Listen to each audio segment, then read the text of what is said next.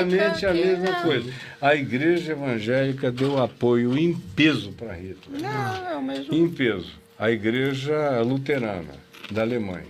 Os que não deram foram perseguidos. Era a igreja confessante de Karl Barth, de Bonhoeffer, daqueles que resistiram e acabaram presos e executados. O Barth não foi executado, ele só escreveu uma carta, mas o Dietrich Bonhoeffer e aquela geração de pessoas que se opuseram acabaram mortos nos presídios nazistas. Não, eu fui em um campo de concentração que eram só de pastores que lutavam contra, de pastores que lutavam contra, e eram muitos ali, no campo de concentração mesmo, igual falo.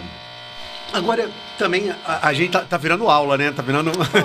Mas eu também ia pegar, em que momento, no seu estudo das religiões, da teologia de modo geral, em que momento o comunismo se torna um elemento tão inconcebível a ponto de virar um inimigo e promover uma guerra radical na perspectiva evangélica, a gente pode dizer assim. Eu não gosto de usar nunca a palavra evangélica porque ela acaba não dando conta de quem a gente quer denominar, mas dos maus evangélicos, se assim a gente pode dizer. Em que momento o comunismo se torna... porque eu também tenho, historicamente, essa dificuldade de compreender como o comunismo vira um demônio vivo que você tem que combater na lógica... Quando se declarou que ou era Deus ou era a ideologia comunista. Aí, na mesma hora, isso se tornou o próprio diabo na concepção religiosa, evangélica, católica, protestante, de todos os grupos cristãos. Não foram só os evangélicos, os católicos também. Você vê como João Paulo II lutou de todo o coração para ver se diminuía as implicações daquilo ali lá no ambiente dele. Mas na hora que bota Deus como um ente para ser antagonizado pela ideologia política, na mesma hora isso vira diabo. E aí a máquina de propaganda americana é incomparável no que diz respeito a diabolizar o que quer que eles queiram diabolizar. E como o marxismo leninista original e depois stalinista era completamente pegava o materialismo nesse vocalizador disso aí, então era a pregação de um modo de um lado e a antipregação daquilo do outro modo, e se você não assumisse lados de maneira muito clara, você era um anticristo, você mesmo. Mas foi assim, e prossegue assim até o dia de hoje. Não é? Você veja, o Papa Francisco era comunista, eu sou comunista. Eu sou comunista.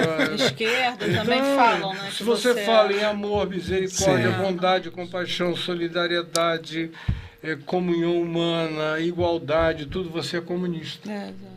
Jesus todo mundo tem um é comunista. Comunistaço, Jesus. Comunista. Mas de verdade foi Jesus. Jesus era comunista. Mas, gente, sabe por que ele não era comunista? Porque é ista. Ele não é isto. É sistêmico. Quando eu vejo, por exemplo, o ministro Flávio Dino apoiando, quando ele diz assim, não, eu sou comunista por causa de Atos dos Apóstolos, capítulo 4. Comunista, graças a Deus.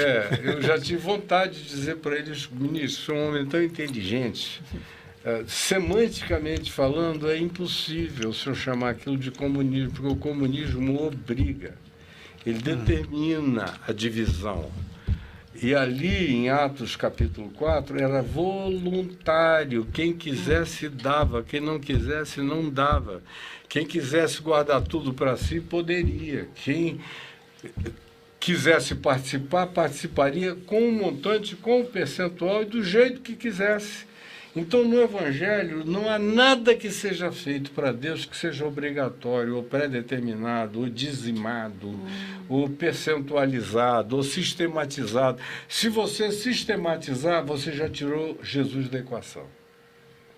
Porque Jesus não é sistematizável em nada do que ele fala. Por isso ele não era comunista. Ele é apenas o ente da manifestação do chamado para commonness. É uma pena que em português não haja essa expressão do que é comum. E que a gente deva priorizar na vida do outro aquilo que é comum como necessidade minha. Então, se é a necessidade que eu reconheço em mim como aspecto essencial da minha sobrevivência, eu devo projetar a mesma consciência na direção do meu próximo. Exato. Bem-aventurado eu sou quando eu exerço isso como um senso de justiça espontâneo, alegre, feliz e solidário em favor dos outros, mas não é obrigatório. Então, a diferença entre a comunidade de Atos dos Apóstolos, capítulo 4, e o comunismo é que o comunismo é a ditadura do proletariado, vem de cima para baixo. Não vem de dentro, né? Não vem de dentro. E o Evangelho, nada que não venha de dentro tem valor para Deus. Nada. Absolutamente nada. O Evangelho brota do coração.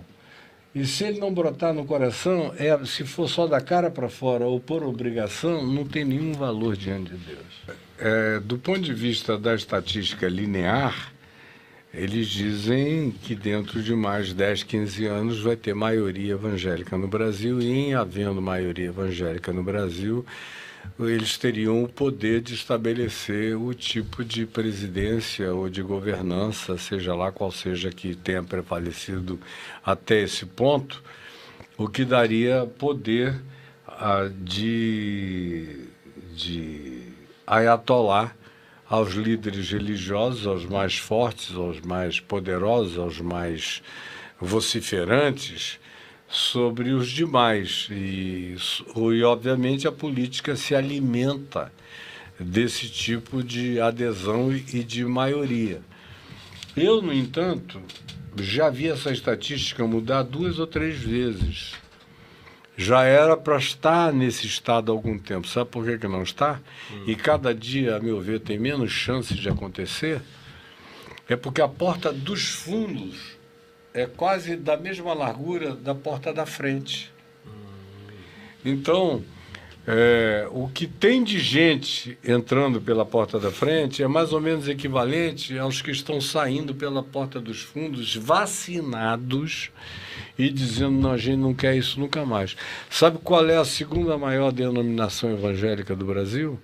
São os chamados desigrejados pelos fanáticos por culto, frequência, templo, dízimo e oferta e pastor. Esses são os donos das igrejas e chamam os que assim não procedem de desigrejados. Os desigrejados são a segunda maior denominação. A primeira é a Assembleia de Deus, Convenção Geral das Assembleias de Deus, que é dirigida ainda há 30 anos pelo pastor José Wellington, é quase uma coisa vitalícia. E a segunda maior são os desigrejados. Quem são esses? São os que não vão a templos, não vão a cultos e que se reúnem em casas, com famílias, com amigos, com pessoas do trabalho e que não querem ter nada a ver porque já foram exploradas até não poderem mais, adoeceram. Alguns foram internados porque aquilo ali é uma lavagem cerebral violenta e sair do processo é horroroso. Eu também sou psicanalista, eu lido com isso há décadas. Você sabe que 70% das pessoas internadas nas clínicas psiquiátricas do Brasil nos últimos 35, 40 anos são evangélicos. E desses evangélicos, a maioria deles são pentecostais, porque é onde Deus falou, o Espírito Santo falou, não deu dízimo, pecou, tudo é pecado contra o Espírito Santo, não tem perdão. Se você tiver tesão e realizar o objeto do seu tesão, você pode estar perdido para sempre, dependendo da natureza da força ou da fragilização da sua mente. Você pode cair num abismo desse, não saber mais sair de lá. Não falta gente para botar você no buraco para sempre. O diabo é onipresente nesses cultos todos. Deus pede licença para falar alguma coisa, mas quem manda mesmo é o diabo.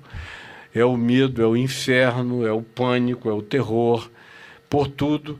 Se você não der o dízimo, você está no inferno. Tem igrejas, que é a maioria, que chegam a dizer explicitamente, está aí na internet para todo lado, se você não dá o dízimo, você está no inferno.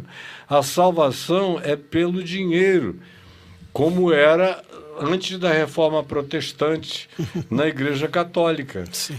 Não é? Para construir a Catedral de São Pedro, terminá-la, para acabá-la, veio a instituição das indulgências. Cada moeda que cai aqui é uma alma que é retirada do reino dos céus. Só que naquele tempo eles ainda tinham mais transcendência do que imanência monetária. Ainda tinha a ver com tirar do inferno para o céu. Hoje em dia, com a teologia da prosperidade, eles lá querem saber de céu, eles só querem saber de inferno. Céu é aqui, é a grana que você tem, quantas casas você tem, o carro que você dirige e o Rolexzinho com o qual você faz seu rolé, e ficou tudo aqui. Inferno continua, a única transcendência é uma transcendência anti-transcendentalidade, é uma transcendência para a abismalidade infernosa. Então, mais esperança do reino de Deus, da comunhão com Deus, da morada de Deus, da realidade eterna da vivência com Deus, tudo isso morreu. Você não vê, mas já tem anos que você não vê pregação nessas igrejas, quase todas, sobre perdão de pecados, sobre a esperança de Cristo voltando. O que pode salvar o mundo é a teocracia da religião. Porque até a esperança da volta de Jesus, que era uma coisa que animava os crentes no passado, está praticamente morta nesses ambientes. Se você falar nisso, todo mundo ouve e pô, tu tá nessa ainda, cara. Agora, o inferno está em plena vigência. E a cobrança mais ainda. Mestre, a gente já está caminhando para o final. Eu sei que a gente está explorando bastante aqui. Você falou da questão da psicanálise, eu também estou fazendo uma análise aqui, estou pensando. Porque tem um aspecto, e eu juro que a gente caminha para essa parte final, onde a gente vai falar um pouquinho mais da sua atuação nos subúrbios, porque a gente tem como elemento comum aqui que nos divide o fato de todos nós sermos suburbanos. E sabemos que existe um processo de segregação socioespacial, que também é político, e muitas vezes é o lugar onde a religião se expande. A gente sabe que nos lugares de escassez, muitas vezes, infelizmente, né, se proliferam os falsos profetas, porque eles aproveitam da possibilidade de vender uma esperança de algo, né, ser melhor na vida de alguém. Eu fiquei ouvindo você falar o tempo todo pensando que parece uma contradição evangelizar, questionando e expondo a fragilidade da... Mas eu estou fazendo exatamente como Jesus fazia. Perfeito.